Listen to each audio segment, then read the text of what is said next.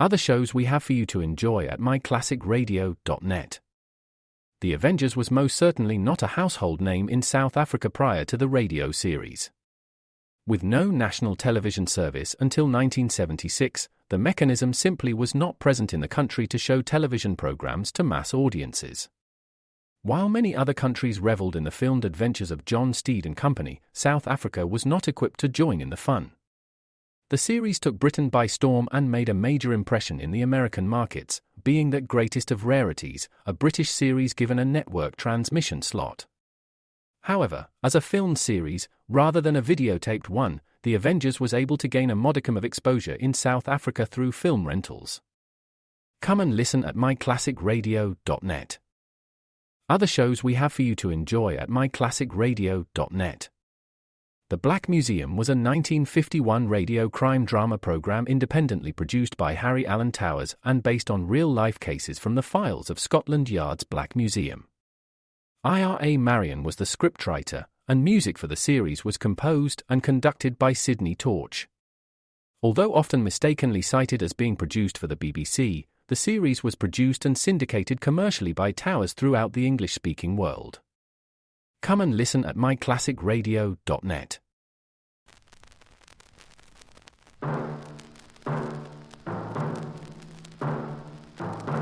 Crime and Peter Chambers.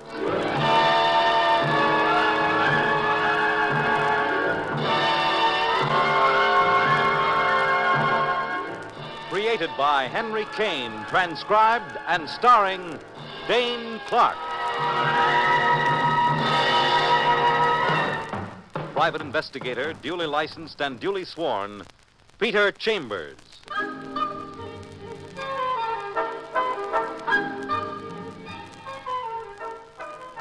You're a private eye.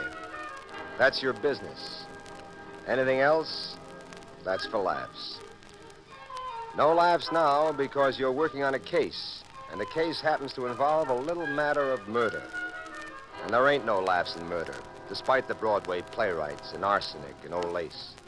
There just ain't no laughs in murder nohow. Your client is an insurance company that stands to lose 300,000 solid simoleons, and you're down at headquarters at the office of a good friend by name of Detective Lieutenant Louis Parker. Frank Reed, wealthy manufacturer of dolls, senior partner in the firm of Reed and Carson, dead by reason of an infusion of bullets in the office of his factory on 23rd Street. Happened last night at 10 o'clock. Now, what's your interest, Peter Pan? I've been hired by the insurance company, Louis. Huh? What insurance company? Samson Indemnity. Insured Frank Reed for $150,000. Double indemnity, which is $300,000 in case of accidental death. Frank Reed's brother is beneficiary under that policy. Correct. Gent by name, John Reed. Quite a guy, this John Reed. Poet, dreamer, highly sophisticated hunk of nothing. Look, Louis, this guy stands to pick up 300,000 big ones. Frank took out that policy only 4 days ago, paid one premium. The company's going to get stuck, and get stuck heavy. Exactly why have you been hired, Pete? Well, overall, to help solve this murder. But if it turns out that John Reed knocked off his brother, the company saves $300,000. So they hire a private eye. You know, sort of an investment. All right, what do you want to know? To coin a phrase, the facts, pal, the facts. Yeah. See, now, the doll factory's on 23rd. Office on the ground floor. Windows face out to an alley. Now, Frank Reed had an appointment with his partner for 10 o'clock yesterday evening. Private business conference. Windows were open, hot night. Partner gets there, and she finds him... She? Did you say she? Oh, Sonny, where did you get to that? She, and a gorgeous one. Viola Carson, young, beautiful, skillful designer. Junior partner. Boy, is she... Okay. So she gets there. Yeah. When she gets there, according to her, the place shows signs of a terrific struggle. Frank Reed's on the floor, 3 bullets in him. That's her story. That's all we got is her story. Anything else? Yeah, the guy's dying. She revives him. He comes to for maybe a minute. He tells her, according to her, that someone came in through that office window, conked him from behind. That he tried to fight him off, and then the bullets came. See, he tried to write a note after his assailant left. Then this Frank Reed dies in her arms, and clutched in his hand is a note. You got the note? Yeah, right here. Yeah, take a look. See, the cufflink is... That's the entire note? The cufflink is? Yeah, that's right. The cufflink is. Notice the scrawl at the end there. His strength gave out. He was trying to tell us something, but Lord knows what. Was he wearing cufflinks? Yeah, he was. Any connection? None that we can figure out. Petey, why don't you go down there and look over, as they say, the scene of the crime? Factory's closed, but the office is open, and that gorgeous partner of his is there. Well, you talked me into it, pal. I'll join you there a little later. Swell. Oh, by the way, Louis, any special suspects? Well, if it wasn't some kind of ordinary holdup, the only ones with any interest is John Reed, this partner, Viola Carson, and then there's John Reed's wife, Linda. Mm-hmm. Oh, and a guy she's kind of stuck on, a dancer by the name of Salvatore Cortez. Here, let me rustle up some of the details for you. You see, this John Reed is married to a haughty, kind of high-type dame.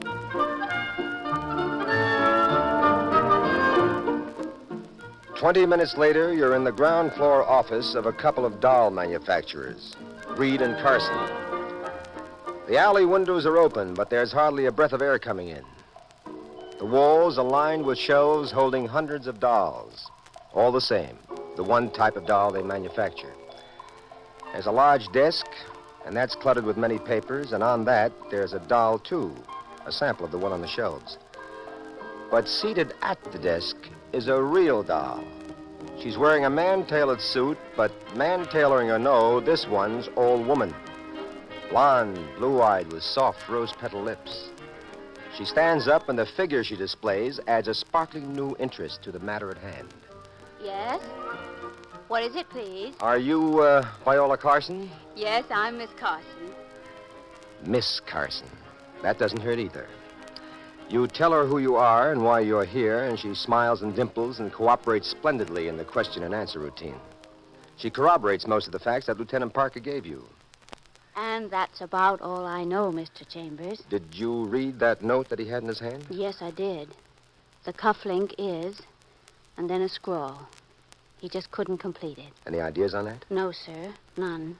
I noticed that with that lovely blouse of yours that you wear cufflinks, too. Yes, at the moment, I'm wearing cufflinks. Ah. Now, you say you were to have a business conference with Frank Reed for 10 o'clock last night. Isn't that an unusual hour for business conferences? Well, Mr. Chambers... I wish you'd call me Pete. Why? Oh, people I like them to call me Pete. And I like you, Viola. Quick like that? That's me, quick as a bunny. Well, then we have the same natures. I'm rather precipitate in my likes and dislikes, too. Well, how do you precipitate with me? I like you. Well, then, before we start talking about cocktails and candlelight, let's get back to the detective and suspect routine. Shall we, Viola? It's your party, Peter. Now, about that unusual hour for a business conference. Oh, there's nothing unusual about that. We frequently had conferences at that hour. I see. Do you know Frank's brother, this John Reed? I know him very well. What kind of a guy?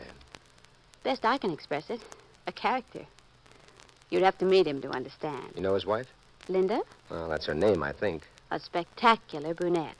Hmm? And one I hope will never call you Pete. Well, from what I hear, there's small chance. From what I hear, she's got a guy other than her husband, whom she loves to call by his first name. Salvatore Cortez. You know him, too? He's a flamenco dancer at the Bongo Club. Aside from being a terrific dancer, he's quite an inventive guy. It was he who originally gave Frank Reed the idea for this doll we make. This mama doll. Oh, you mean Frank stole it and this guy bears a grudge, Oh, huh? no. He was well paid for his idea. There was no hard feeling between Frank Reed and Cortez. Well, how about hard feeling between John Reed and Cortez? None there either. Well, from what I hear, this Cortez is real palsy-walsy with the guy's wife. Well, you simply have to meet John Reed to understand that. I intend to meet John Reed. Look, Mr. Chambers. Peter. I have got to go now. You can pick this up with me any time you like. I'll be home most of this evening. My address is... I know your address. Oh. From the police. Oh, so. All right, then. Au revoir.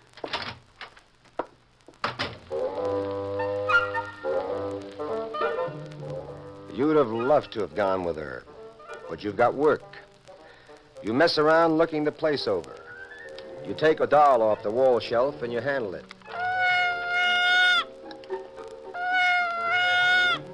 Cute. Then you look the desk over. You'd pick up the doll on the desk.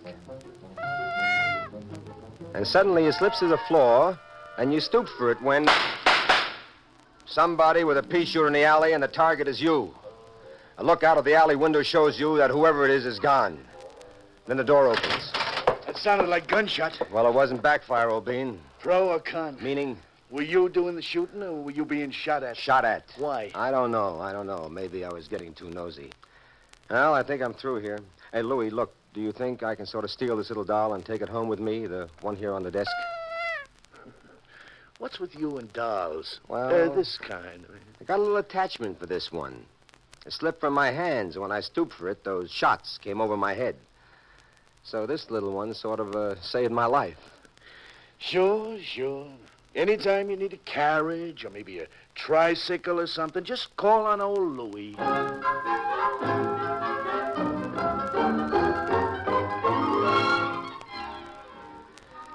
So Papa takes his mama doll back to the apartment. And there you shower, clean up, and then you're off again on the usual routine pitch, checking on all the principal characters. It's late when you finally get to John Reed's place, but they should be expecting you. You called and made an appointment. Good evening, Mr. Chambers. I'm Mrs. Linda Reed. Linda Reed. Tall, olive-skinned, and attractive. And she greets you with about as much enthusiasm as an Eskimo greets an ice cube in an igloo. She's wearing an off-the-shoulder evening gown tight to her figure.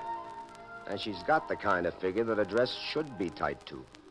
Mr. Reed is in his study, napping. I'll fetch him. Before you start fetching, Mrs. Reed, a couple of questions, please. Well, I'm in rather a hurry. About Frank Reed, deceased. Was he married? Nobody's told me. He was a widower. 2 children, both grown, both living in Paris. Did he have brothers and sisters? Only John, my husband. He was the only brother. Only other relative, in fact. Did they get along, John Reed and Brother Frank? Well, let me put it this way. Frank adored John, as witnessed the life insurance policy in his favor. On the other hand, John absolutely abhorred Frank. Abhorred? But why? Because my husband abhors anything or anyone who is dull. And he found Frank a stuffy bore. I see. Your husband is a poet of sorts, isn't he? Well, let us say a writer. Does he sell many things? John? Oh, no, nothing commercial about any of John Reed's work. Then where's the wherewithal come from? Oh, Frank was always very kind. As I said, he adored John, actually admired his peculiarities. I'll fetch him now, if you please, Mr. Chambers.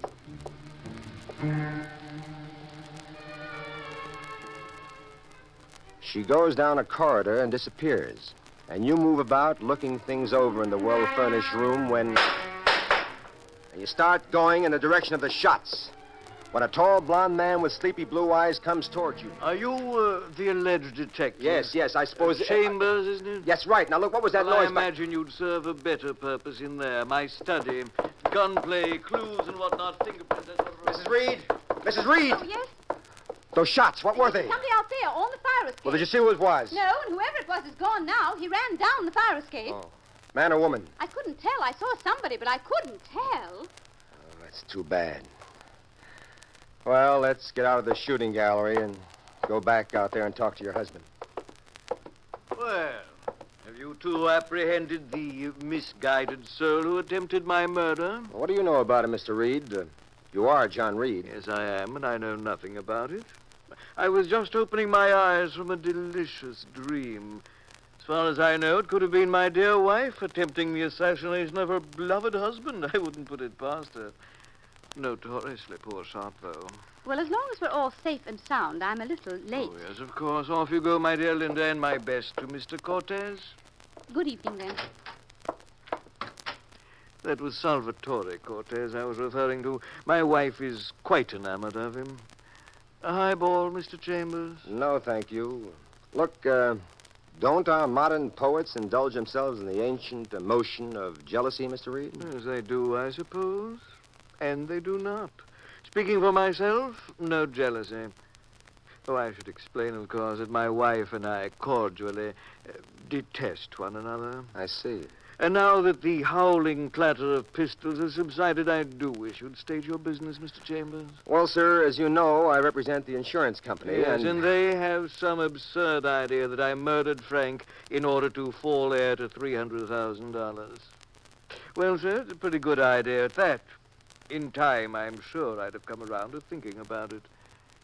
But I didn't, that's final. Any idea who did? None whatever. Any idea who just took pot shots at you? Same answer. I'll say this for you. You're amazingly unruffled. Well, I'm a fatalist, Mr. Chambers. My philosophy is that of the ancient Indians, predestination. To put it in modern and laconic terms, when my number is up, it is up. I'm always singularly free of worry. Okay, let's change the subject. Now, your wife... Ah, beautiful woman, isn't she? Yeah, well, I mean your wife and this Salvatore Cortez. Great dancer, that young man. Performs at the Bongo Club. That's where she went. No. What I mean is, what do you... Mr. Chambers, you're reaching in your attempt to be tactful. There's no reason for that. None whatever. If she's in love with him, just between you and me, I don't give one little toot in Hades. Now, if you please, a very good evening to you, sir.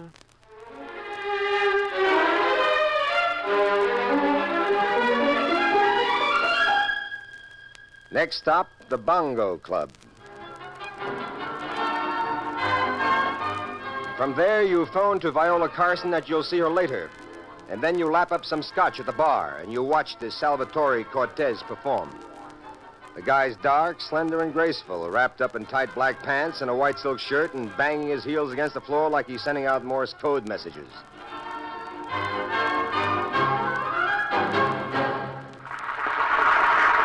When he's through, he joins Linda at a secluded table, which turns out to be not so secluded because you sort of mosey over. Now, Mr. Chambers, really, this is too much. Oh, you are the Mr. Chambers Mrs. Reed Now, has look, been telling me. Buster, for me, you don't have to make with that phony Spanish accent. But I do not understand. I will not have you speak this way to me. Come off it, will you, pal? I've done a little back-checking. Your name is Sam Cortland, and you were born in Brooklyn. Now, how do we get it, straight or phony? Okay, you get it straight, Mr. Sleuth. And straight is like this. Beat it. Sonny, unless you talk nice, I'm going to yank you up by your little lily white shirt and maybe paste you up against that wall. What do you want?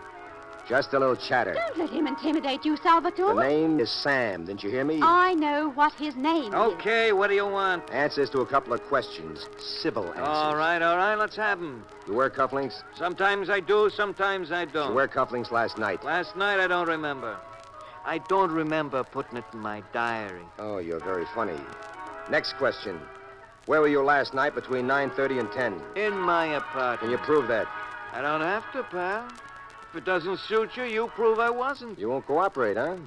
Words of one syllable? No. What am I wasting my time for? That's your time. It's my time that you're wasting that bothers me. You keep making with the crack, Sonny, and sooner or later, I'm going to rearrange that phony puss of yours. Now, please, Mr. Chambers.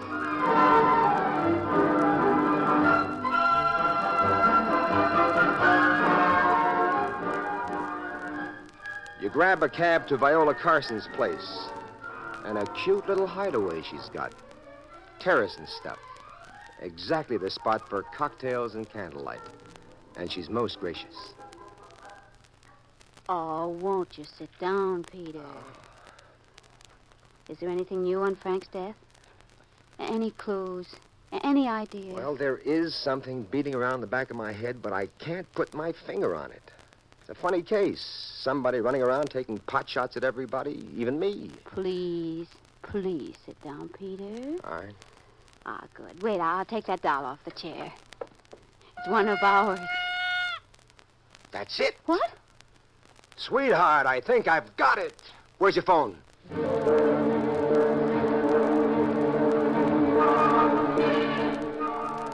You call down to Parker and you ask him to round up the entire cast of characters and bring them to your apartment.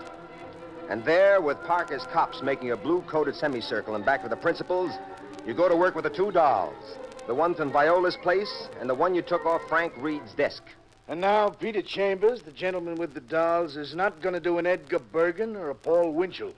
Peter Chambers is going to do, Peter Chambers. Thank you, Lieutenant. Now, first, ladies and gentlemen, the regular doll.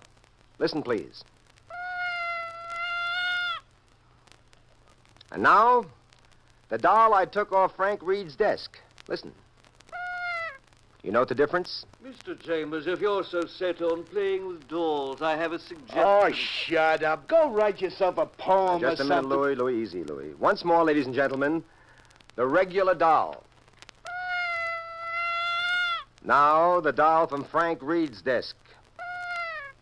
Now, there must be a reason for the vocal restriction of the second doll. There must be something jamming up the sound box.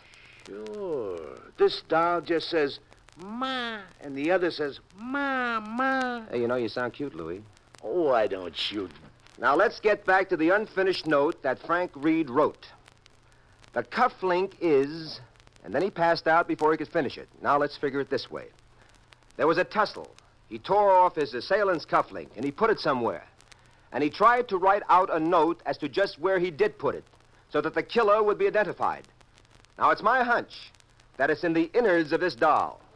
So, I unscrew the head, and I dig in, like so, and I come up with a cufflink with initials SC. SC for Salvatore Cortez, or even for Sammy Cortland. What about that, Sammy? Why, I never saw it. You get the picture, Louis? You see, this Brooklyn tamale bumps off Frank Reed. So John Reed latches on to $300,000. Then he's going to bump John, which explains the shooting off that fire escape. So then dear old Linda latches onto the said $300,000, and then Linda and Salvatore... Linda, she talked me into it. That's a lie. It was all his idea. We were going to get married, Linda and I, but it was her idea. She talked me into it. Just the reverse. He talked me I into don't it. care who talked who into what. Just keep on talking, Mr. Flamenco Just a minute, dancer. Louis, just a minute. Now, look, Sal, what about me? Why should I be part of your private shooting gallery? Well, all right. After I got out of there, I realized my cufflink was missing. Right then, the place was lousy with cops, and I couldn't go back. But after a day, I knew they didn't have it. How'd you know? Well, I had my initials on it. As long as I wasn't arrested, I knew they didn't have it. And then? The day I came back for it, you were in the office. I saw you with that doll in your hands. And I heard it, as you said, vocally restricted. And I knew where that cufflink was. I've had experience with dolls. The idea for this type doll was mine. I used my gun. But you dropped in time. Okay, you two. Let's go.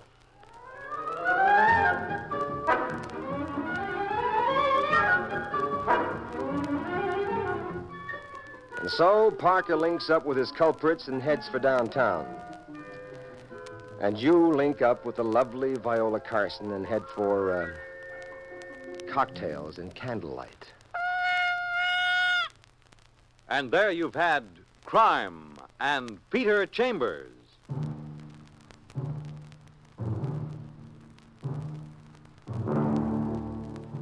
Dane Clark was starred as Peter Chambers. Crime and Peter Chambers was created and written by Henry Kane.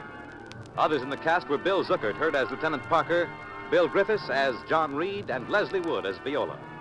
It was directed by Fred Way. This is Fred Collins inviting you to tune in next week, same time, same station, for Dane Clark in Crime and Peter Chambers.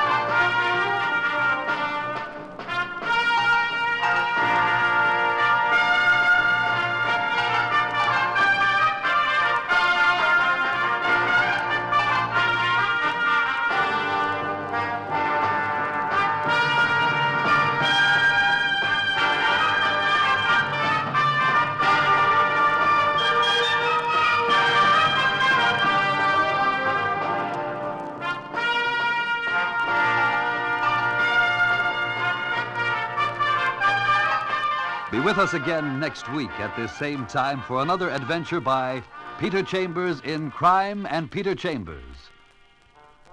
This is the United States Armed Forces Radio and Television Service.